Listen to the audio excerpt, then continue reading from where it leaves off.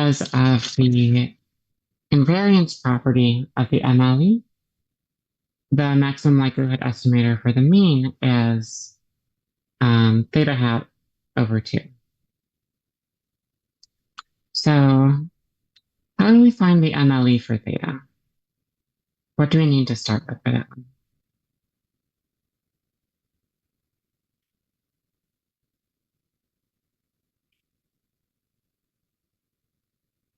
Well, we're trying to find expected value ultimately, but what we need to find first is the maximum likelihood estimator for just theta.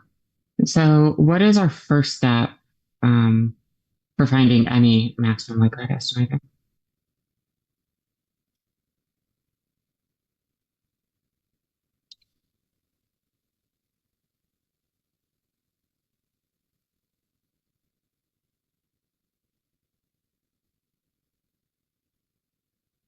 We'll need to actually compute the likelihood function first. So we have the density for a single observation here as 1 over theta on the interval 0 to theta, 0 elsewhere. That's what our indicator function is saying.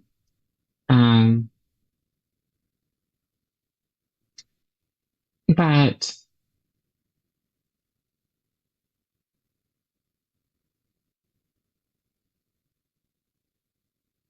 how do we go from this density function for a single observation to one to the actual likelihood function?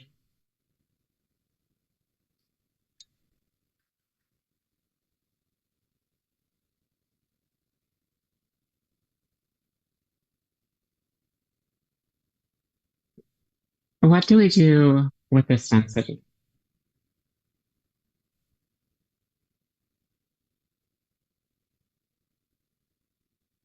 And what's our formula?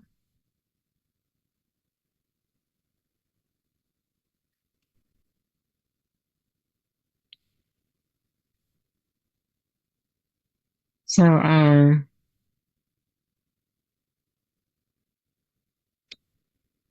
sorry, just a second.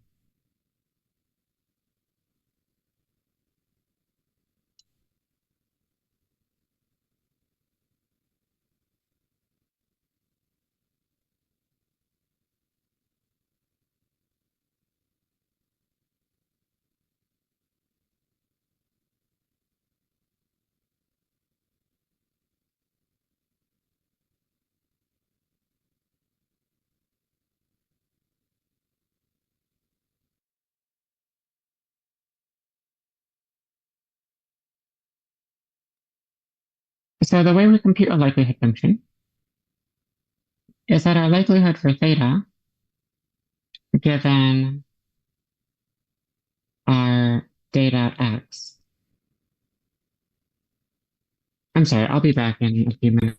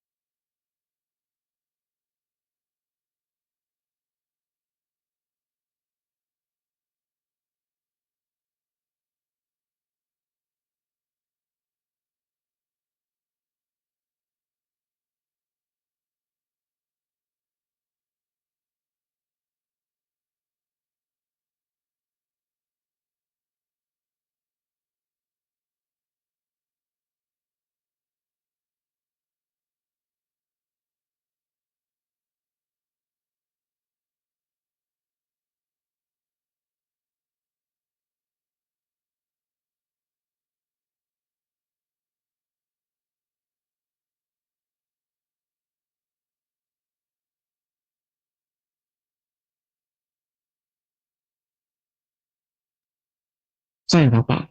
So our likelihood function for theta, given all of our x's, which here I'm using x underlined as a shorthand for this is x1 all the way to xn.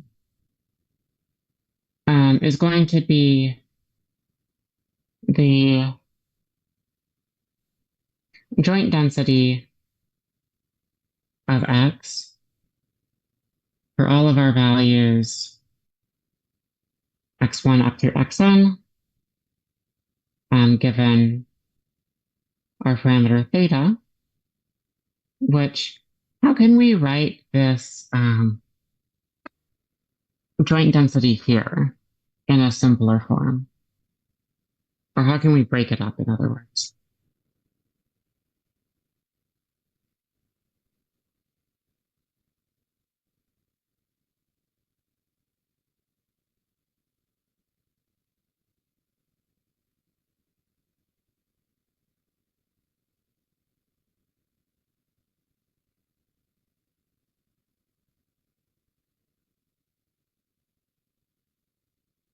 So when we have a joint density function, under a certain condition, we're able to split that density function into the product of individual densities.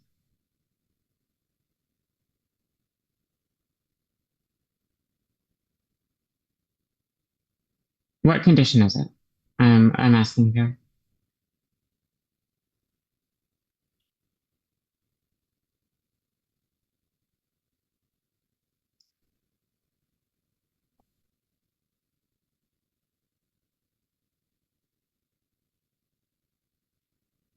We need to, we need the property that these variables are independent. And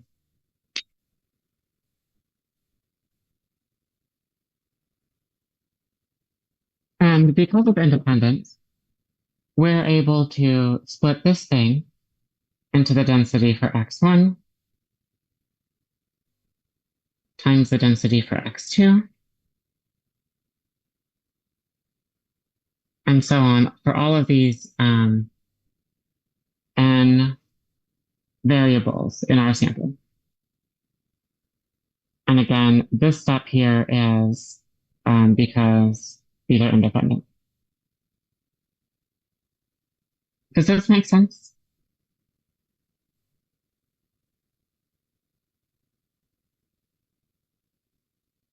This is a very important property to know here.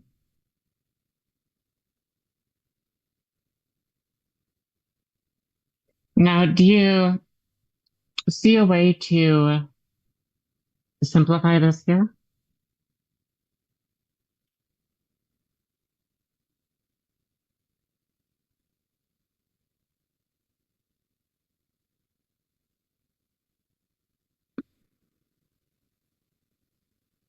No, we're not doing anything at all with expectation yet. Expectation doesn't come into this until we already have the maximum likelihood estimator for theta. So it is important with this that we have independently and identically distributed variables. And we've already used the property that they're independent. And the reason that's important is because it lets us split up that density. The property that these things are identically distributed tells us that these are all the same function here. Now, they're not evaluated at the same spot, but the f sub x1, f sub x2, and so on, these are all the density that we wrote above on the first finding, which is the density for a single observation x.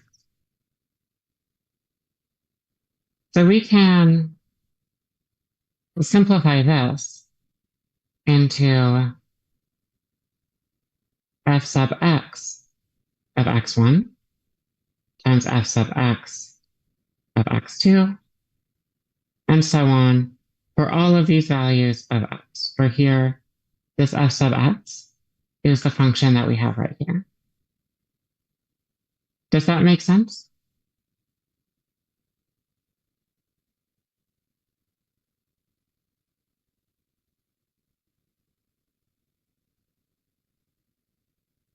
Um,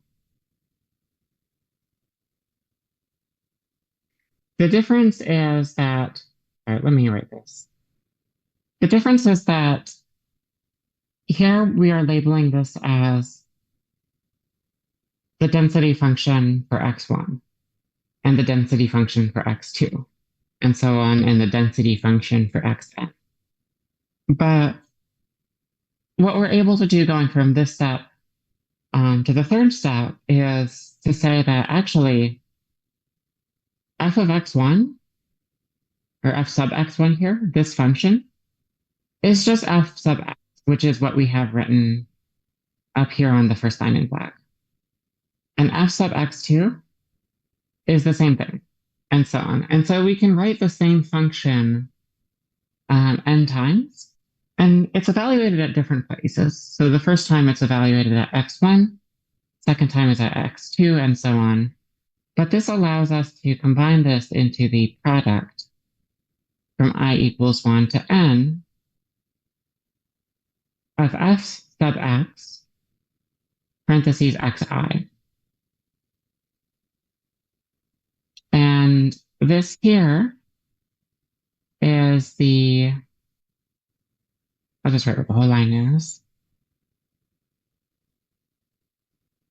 This is the product of the same distribution evaluated at 10 different values, which are the observed x1 up through xn. Because remember that the f subscript x is saying which function this is, but the thing in parentheses is where we're evaluating it. So that's the input to the function. And so by noting that these all have the same density, we're able to write this just as a product of the same thing a bunch of times. Now, I write it out like this in all these steps so that you understand where this thing comes from. But oftentimes we can just go from the likelihood here to writing it out like this. But it's important that you understand what about this sample allows us to do that. And that is that our variables, x1 up through xn, are independent and identically distributed, which is IID here. And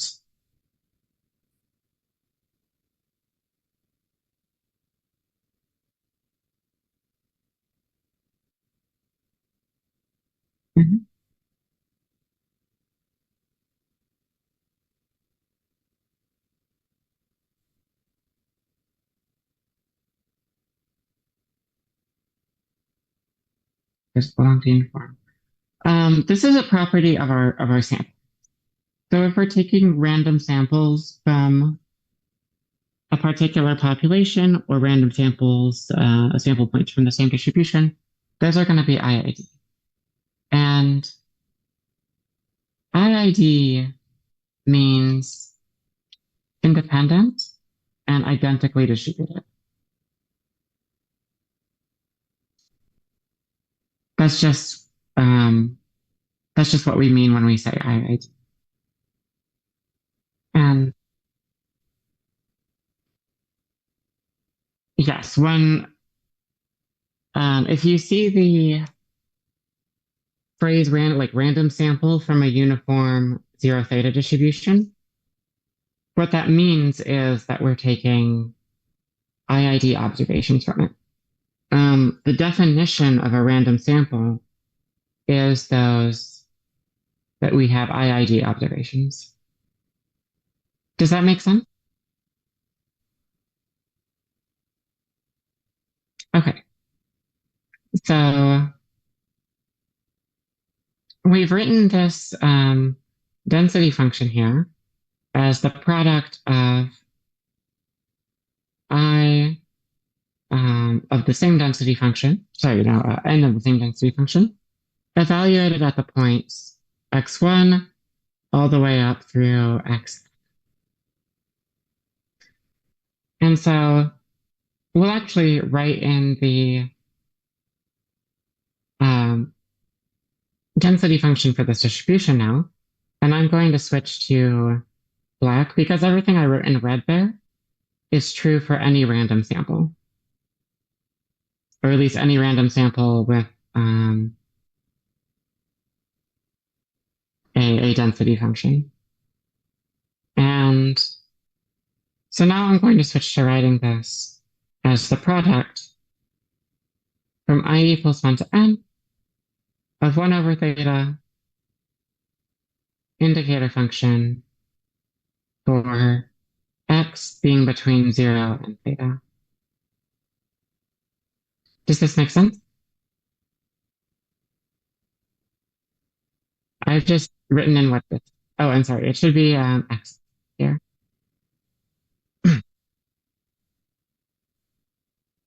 Okay. So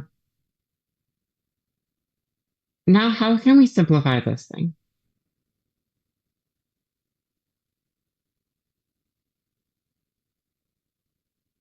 We've got a product here of this function evaluated at n different places.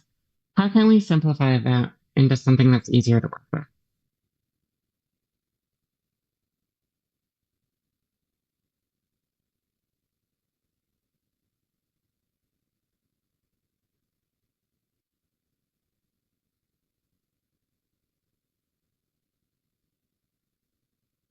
Okay, let's start with the 1 over theta. What can we do about 1 over theta to make that easier to work with?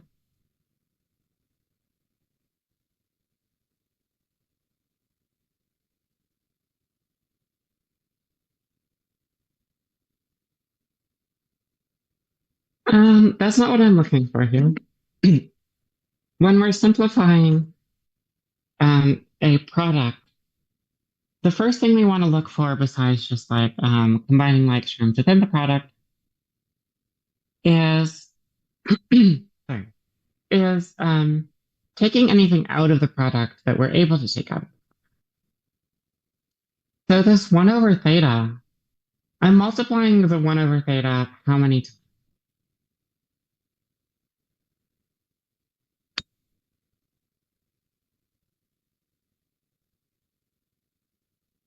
How many instances of 1 over theta do I have?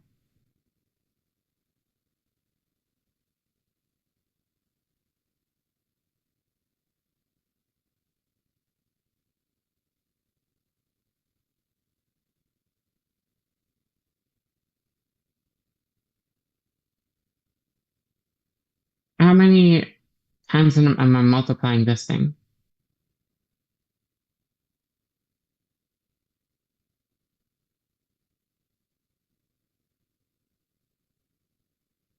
I'm multiplying it n times. Are you familiar with this notation here for the product?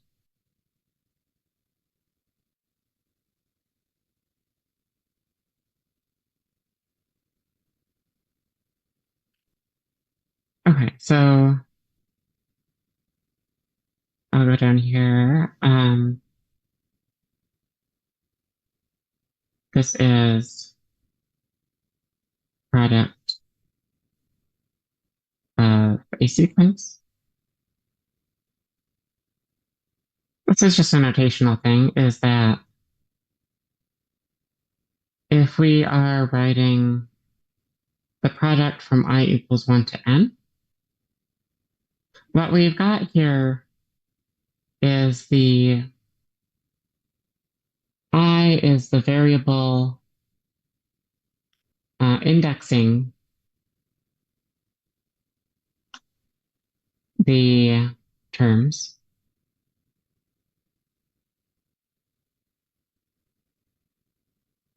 which means that I is the variable that we're going to use to count which part of that distribution we're looking at. So we're using I here. It says variable indexing the terms.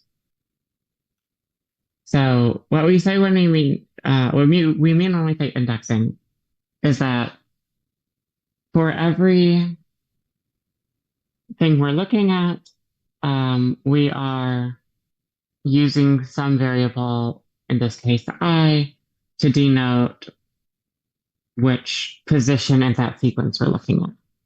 So in the example that we've been looking at here, this has been xi, because we're saying that I is either the first or the second or the third, whichever number in this sequence, x1 up to xn is looking at. So that's I. This here is the starting value for I.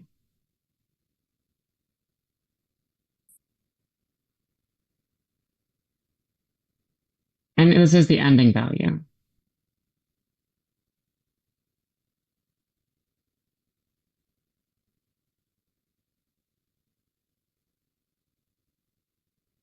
And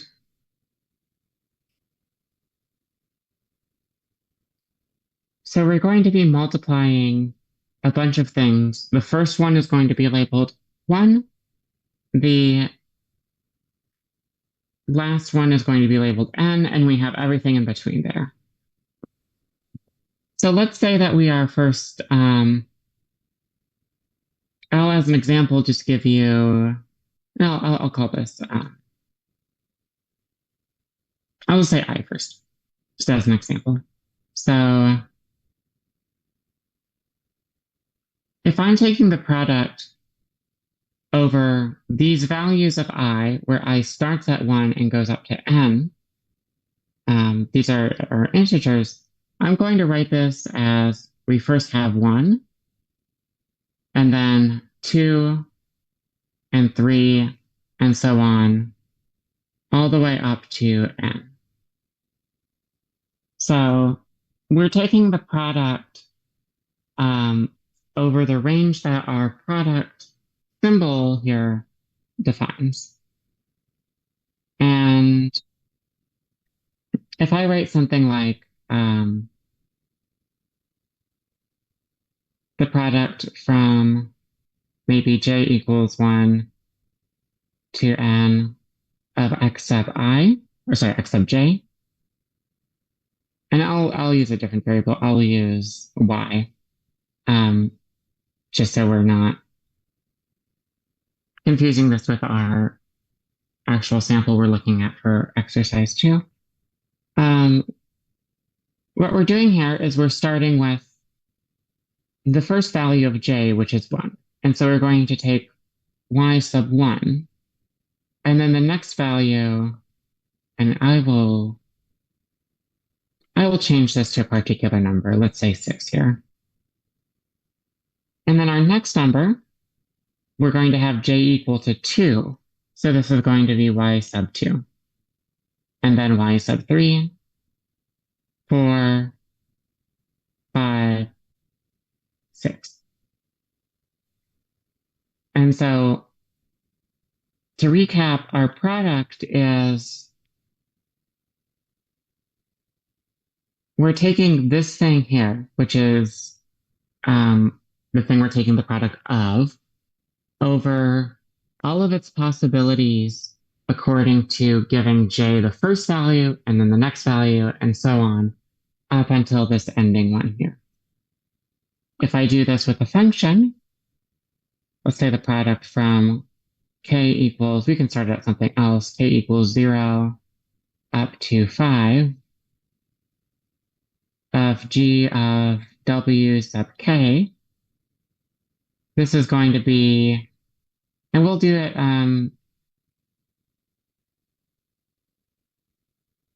g of w sub k plus k.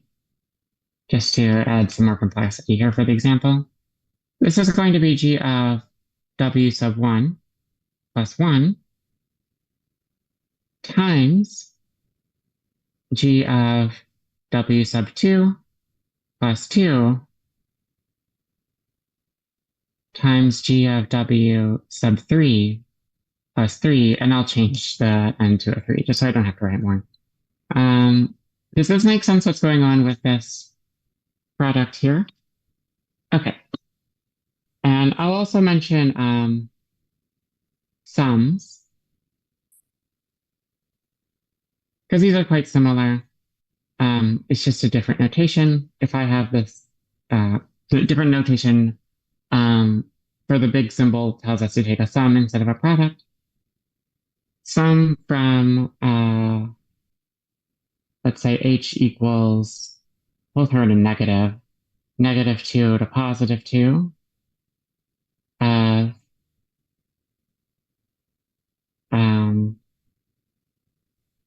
a to the h is equal to a to the negative second plus a to the negative first plus a to the 0, which is 1, plus a to the first plus a to the second. So it's the exact same concept as with the product, just we're adding instead of more. Do you have any questions about that?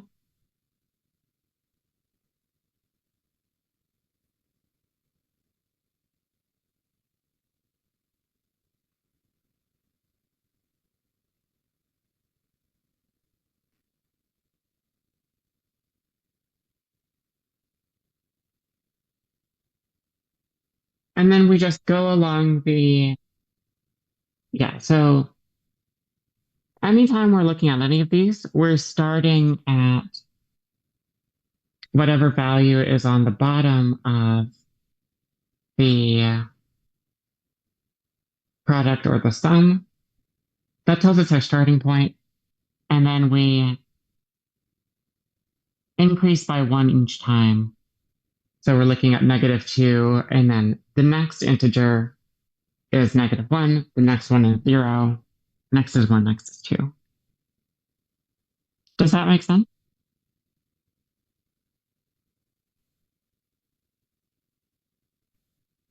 Yes. Mm-hmm.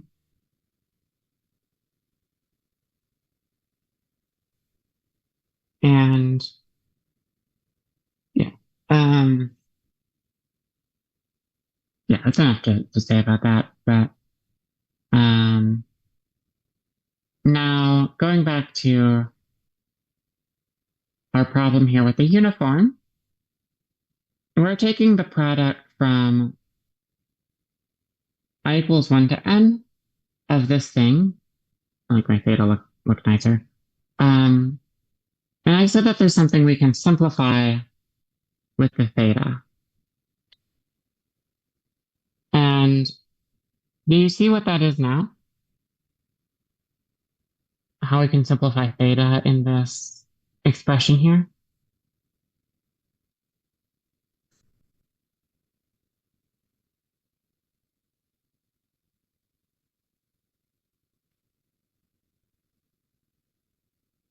I'm saying we go from the step in black to simplifying the theta. How do I do that?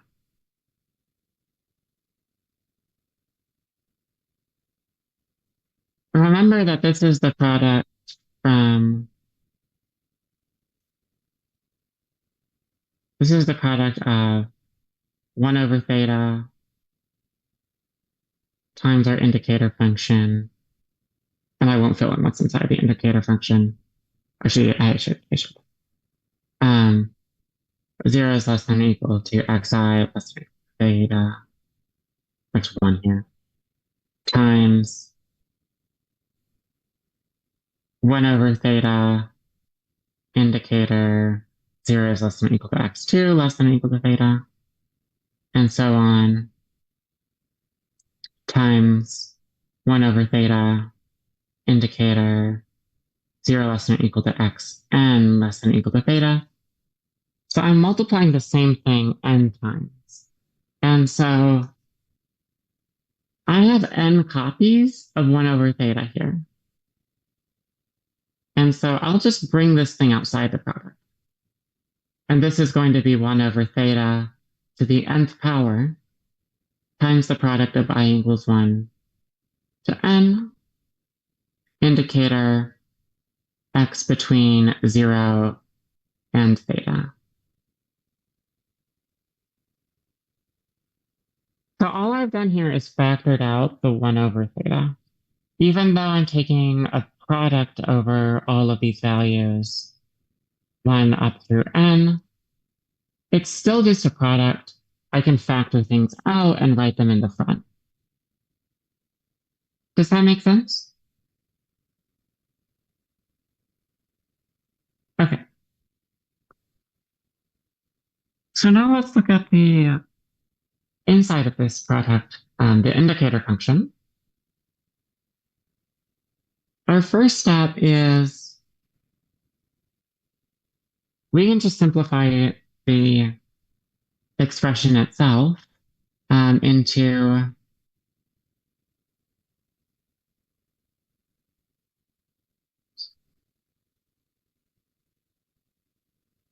we can just simplify this expression into excluding the 0 less than or equal to x,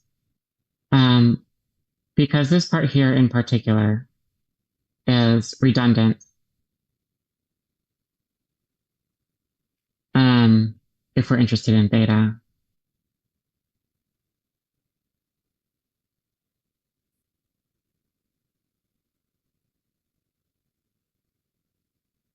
Since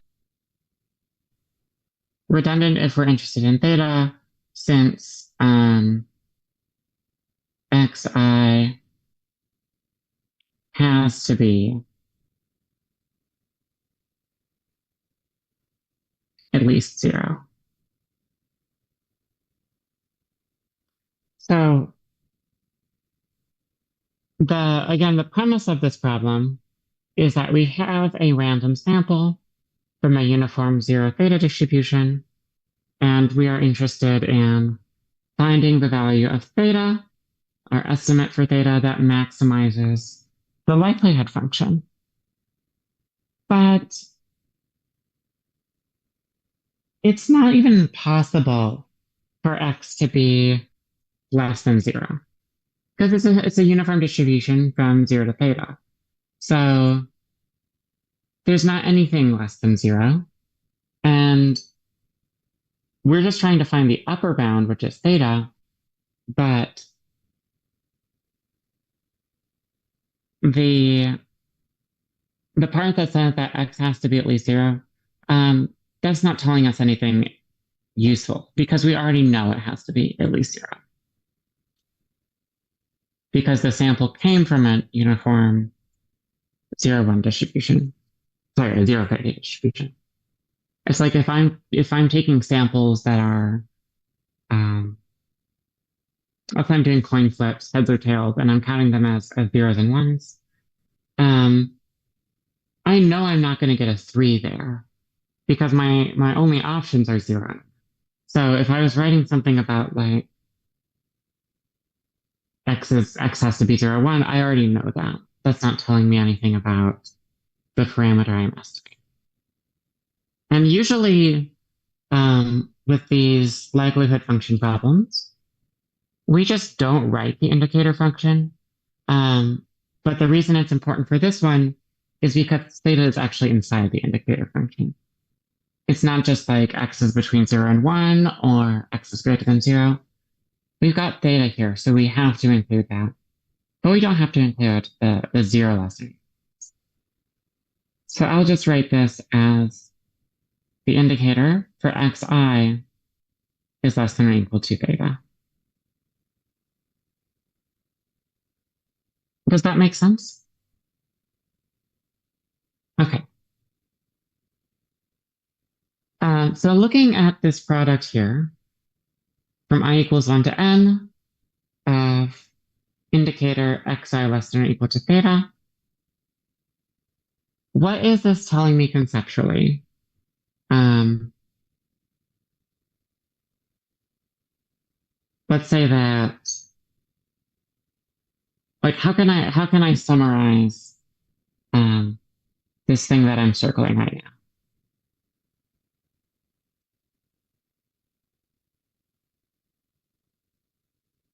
Each of these is going to be equal to 0 if xi is less than or equal to theta. Sorry, if it's going to be 1 if xi is less than or equal to theta. It's going to be 0 if xi is not less than or equal to theta. And we're taking the product of all of these. If we're taking the product of a bunch of zeros and ones, it's going to be 1 if everything in there is 1, and it's going to be 0 if at least one thing is not 1, if our only possibilities are 0 and 1. And so here, we can say that the product is 0.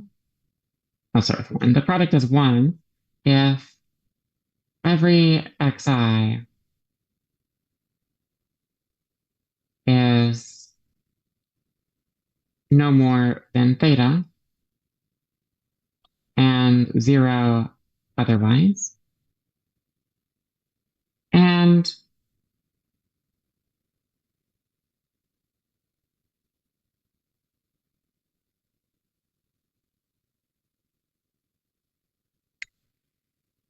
we're looking now for a more succinct way to write this.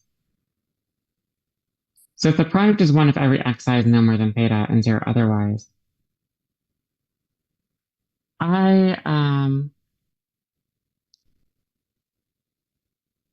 I want you to think about a way that we can write this using only one of the observations from our sample.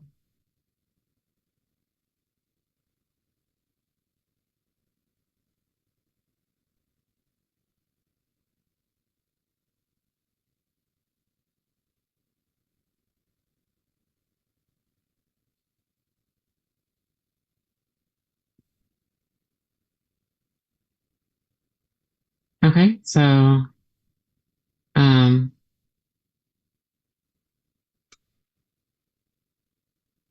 if I'm interested in every single xi being less than or equal to 0, let's say I want to check this and I have my data set in order.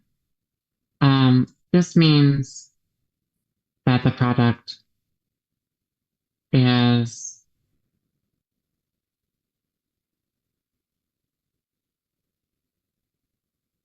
one if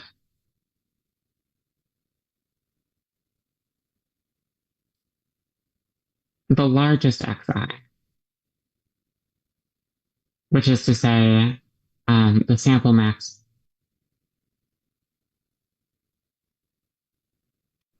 is no more than theta. So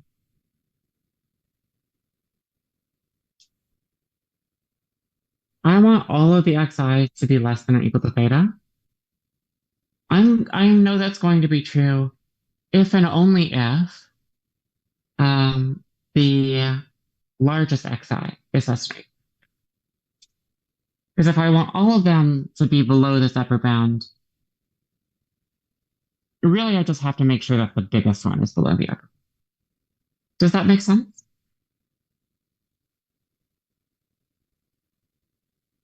Okay, so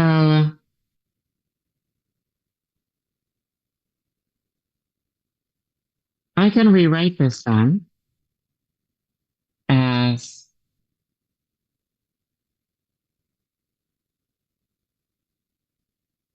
one over theta to the n times the indicator function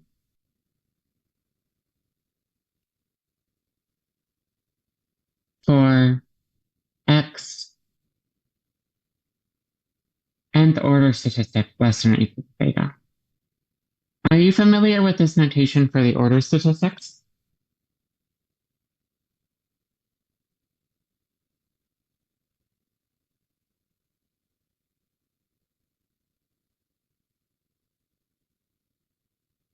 Okay, I'll do a sidebar about this.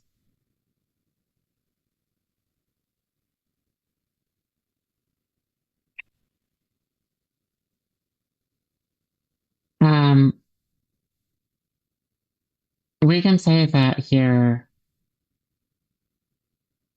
x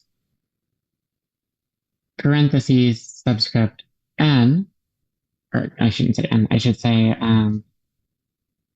I'll say k,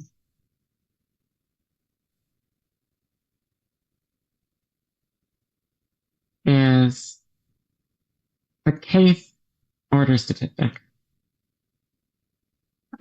which is the kth value in our sample when we order the sample from least to greatest. And so if it's any value of k, we can say that x subscript parentheses k is the kth value in order, or in other words, the kth smallest value. And some particular ones of interest are x sub parentheses 1 is the minimum of our sample. And I should really be writing these with uppercase because I'm saying these are random variables. This one is still lowercase because it's a particular value that I'm putting in. X sub parentheses 1 is the minimum. X sub parentheses n is the maximum.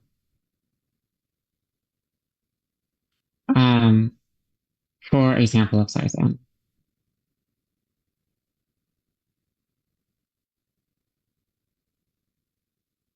Because if I put all of these things in order, all of my x1 up through xn, x parentheses 1 is that first thing, x parentheses n is the last thing. Does that make sense? Okay, so this is my likelihood function here then. Go ahead.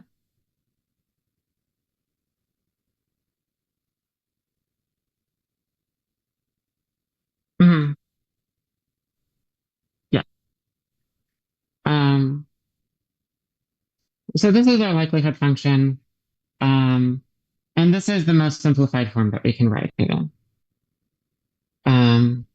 So now I'll say that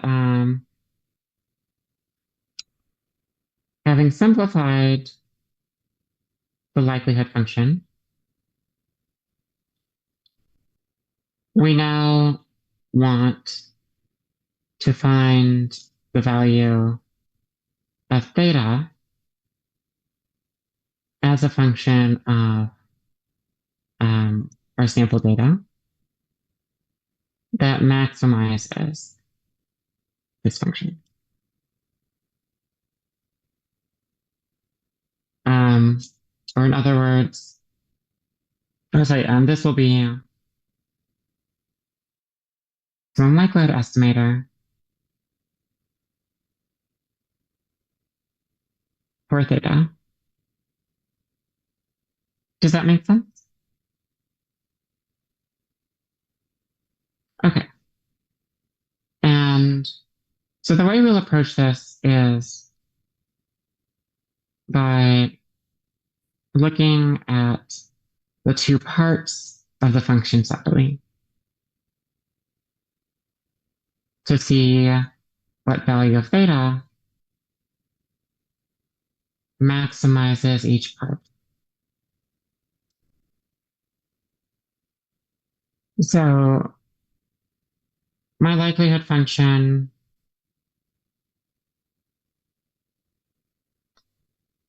just to recap, likelihood of theta given our sample x is equal to 1 over theta to the n times the indicator function for x parentheses n less than or equal to theta. So I've got my two parts of this here. And looking at this first one, the 1 over theta to the n. When is this thing max? Just narrowing in on this one piece of it.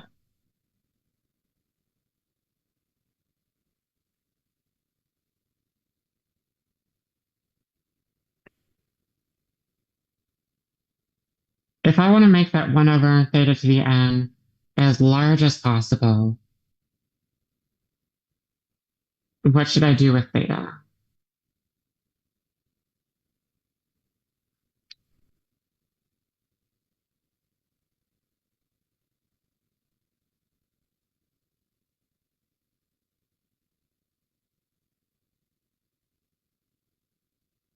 Let me ask you, when theta gets bigger, does the 1 over theta to the n get bigger or smaller?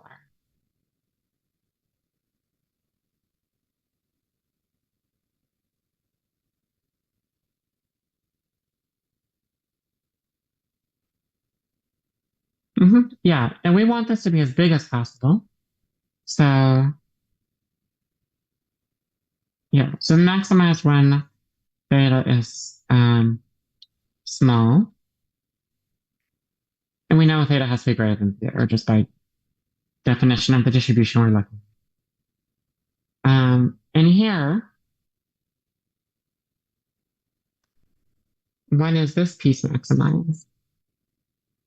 The indicator function.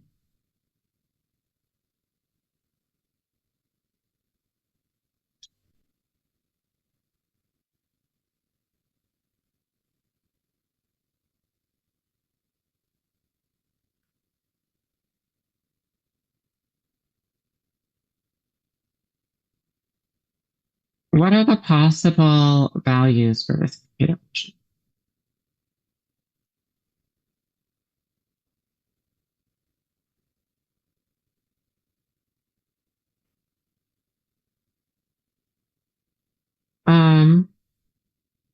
No, so the possibilities for are 0 and 1.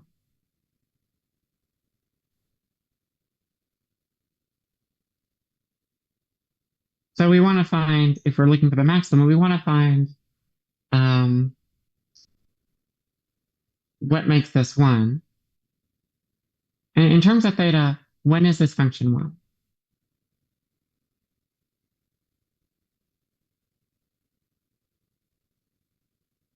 Theta is at least the max.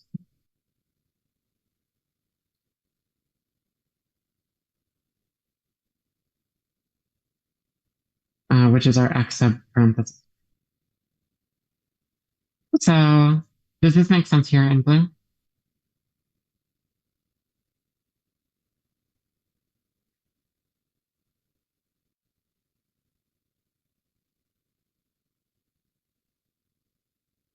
Any number that is at least x sub n.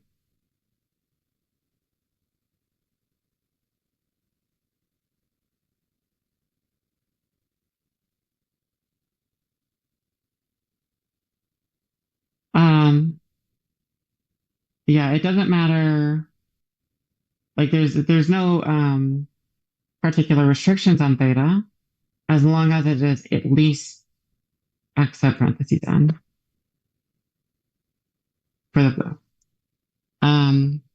So we want to find the value that maximizes both of these functions simultaneously. So our first one says that we want theta to be small,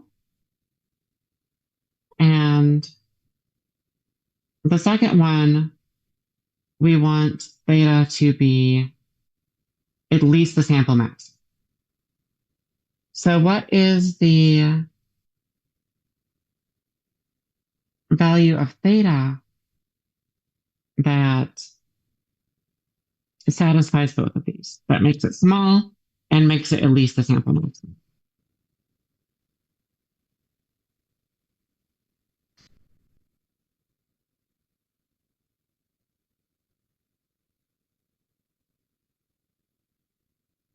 Is 0 at least the sample maximum?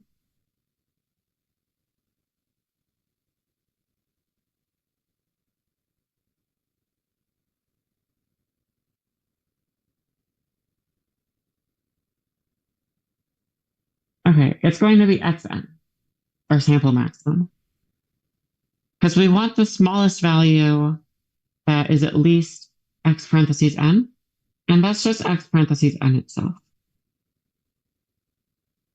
So we can say that both functions are maximized simultaneously when, and I changed this to theta hat because we're talking about an estimator now, rather than the true unknown value of theta. Nothing like in terms of what we're just discussing is changed by that. But both functions are maximized simultaneously when theta hat is the smallest possible value that is at least the sample maximum, x parentheses n.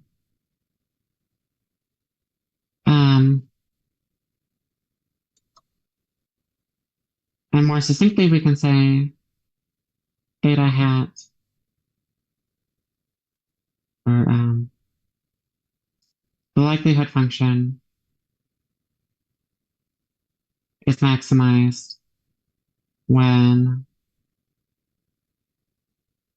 theta hat equals x parentheses n.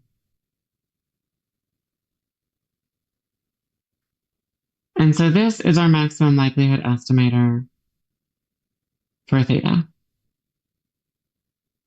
We're looking at the largest value in the sample is our estimator. It's our maximum likelihood estimator for theta. Does this make sense?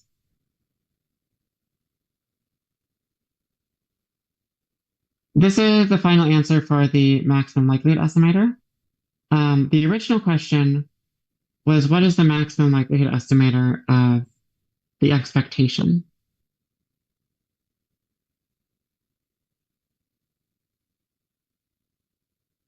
So what would you say for that one?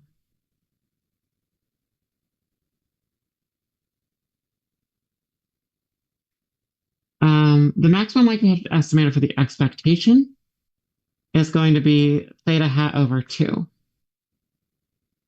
because the expectation is equal to theta over 2. So we can say the MLE for the expectation of x is thus mu hat equal to theta hat over 2, which we already said this part, and that's equal to x parentheses n over 2. Does that make sense?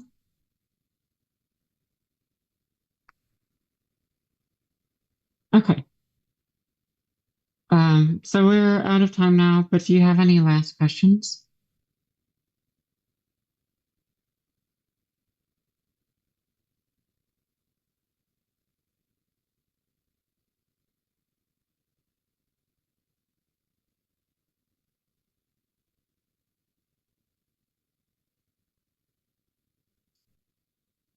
Um, no, I need to go.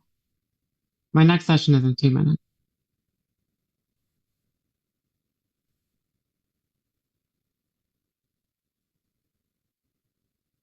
Let me see.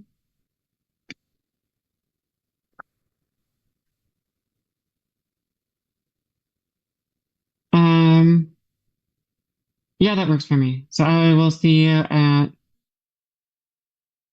break time tomorrow.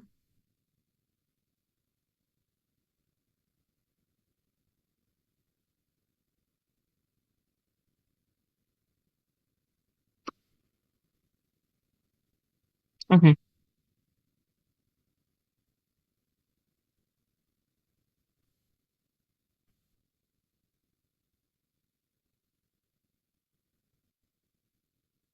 Um, 7:30. Are you able to do 8 instead?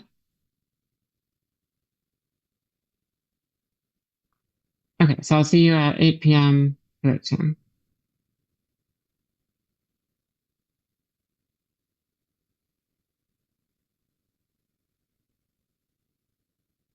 Yeah.